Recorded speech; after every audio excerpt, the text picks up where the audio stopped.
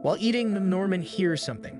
Looking back, he's terrified to see a battalion of German soldiers marching their way. He rushes off to notify War Daddy and the others about the battalion coming.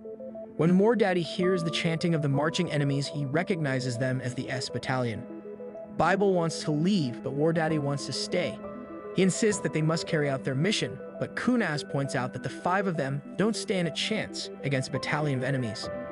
In the end, War Daddy permits them to leave if they want to. But he will stay and hold the crossroad because it is their mission, and as the platoon leader, he can't just abandon it. Norman decides to stay, and one by one, the others stay as well. They ask War Daddy about his plan, then he orders them to get the dead German soldier and burn it.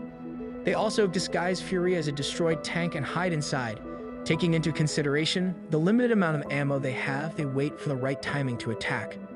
Inside, while preparing their weapons, War Daddy finds a beer and they share their last drink.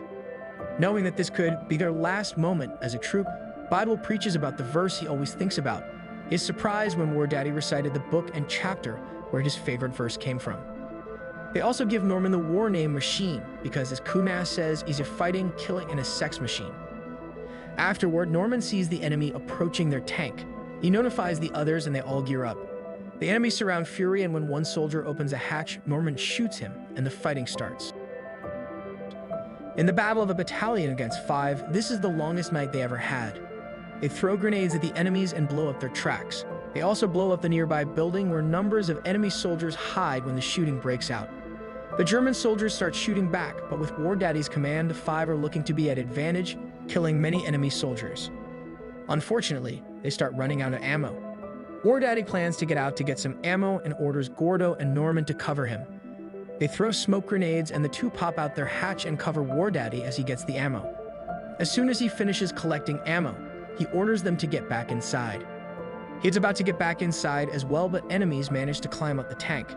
He fights them off but gets shot in the process. Luckily, it's not a fatal wound. Bible patches up his wound and they share another Bible verse together. On the other hand, the German soldiers bring out their Panzerfaust.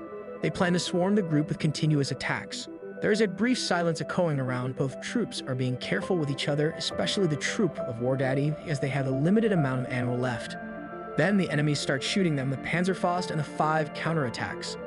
Unfortunately, one enemy manages to blow a hole in the side of Fury and it goes through Kunas, killing him. Bible cries in agony, but War Daddy orders him to straighten up because they are still in the middle of the war.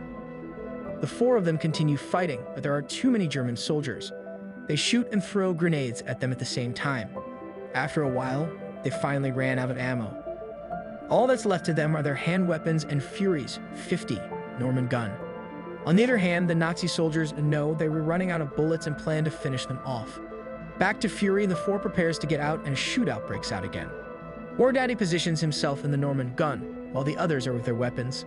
Later on, Bible runs out of bullets and gets out to get one from a dead enemy.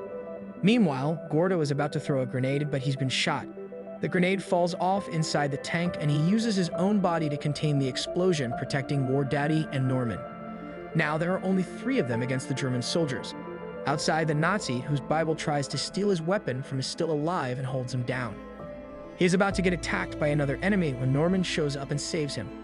The 2 get back inside the tank when the enemies throw smoke grenades.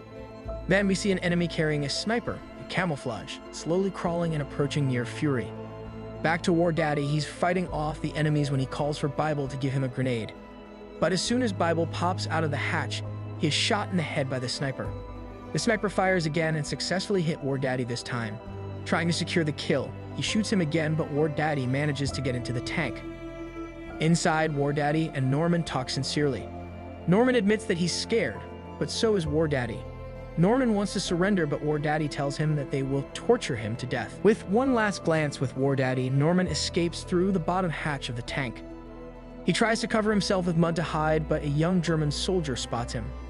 Silently begging, the German soldier spares his life. The next morning, he's awakened by the sound of a white horse passing by. He is back inside the tank and covers the dead body of War Daddy.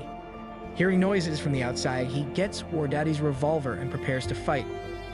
But he's relieved to see that the one who opens the hatch is an American soldier, declaring that he's a hero.